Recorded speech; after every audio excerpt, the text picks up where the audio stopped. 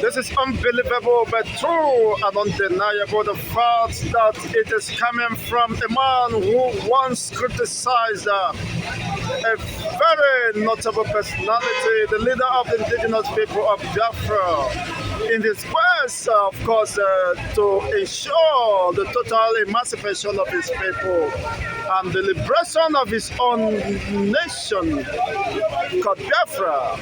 But unfortunately, ASARI DOKUBU has been a critic of this respected Hamadike, one of Biafran land, but of recent times, of course, he has licked up his vomit and has made a U-turn and is now championing the campaign for the de-radicalization and de-fulanization of the entire southern region. He said, these people are coming for war, destruction and death. Our common survival is being threatened, and unless we stand up, we are likely to be annihilated and wiped off from of course, our own ancestral home. Our people are being subject of cruelty, subject of marginalization and subjugation by this same government of Muhammadu Buhari. Wow, this is unbelievable, but really true.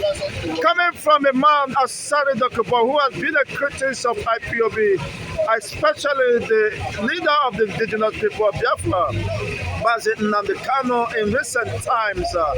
Wow, this is unbelievable. But the reality has caught up with him, and of course, he can no longer live in self-deception and denial. The reality of the imminent danger looming not just to a single personality, but to the entire southern hemisphere called the southern Nigeria, is at the risk of extinction, and very unfortunately, ASARI DOKUBU has spoken the real truth. Of course, he is the one now campaigning, is the crusader of this campaign, that the Fulanis are coming with war, destruction and death, and no one will survive this because they meant business. They are not joking, except we stand up and defend ourselves. Our, of course, existence, very existence is at the risk of being, exterminated, being destroyed and taken away from us. It is high time everybody within the southern hemisphere stood up, because the influx of these militias, Fulani militias, has become so alarming and undeniable. The entire southwest, the entire Ijo land and Sekiri land, Igbo land, and of course the Yoruba land have been surrounded by these fierce militias whose mission is to kill, steal, and destroy. But this is the same message, of course, Hamadike has been preaching over the years, and people don't stop here. They feel indifference, and of course, shows a very serious, of course, apathy to such, of course, very pertinent issues. But now it has come, it is no longer deniable. We are caught up with that unfortunate, of course, the most fearful moment of our history.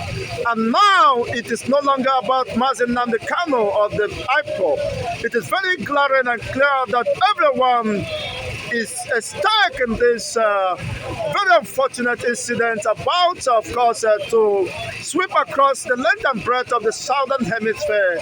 And now it is coming from a man who has been a critic of justice, a critic of equitable, and a critic of freedom, saying that, I am not only the one that will be affected, but if the governors and other political elites from the south refuse to take heed to this, of course, unfortunate malady or mishap, everybody will be caught up in this mess.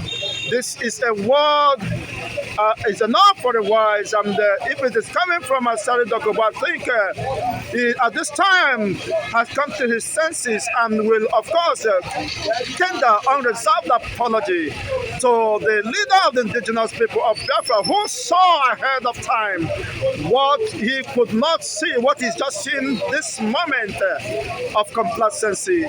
And it is high time, of course, everybody has to rise. Otherwise, we all risk being exterminated. I will want to know what is your own comment and, of course, a response to this very pertinent broadcast this morning of our season of restoration. Yes, do that if you have not subscribed to this novel channel.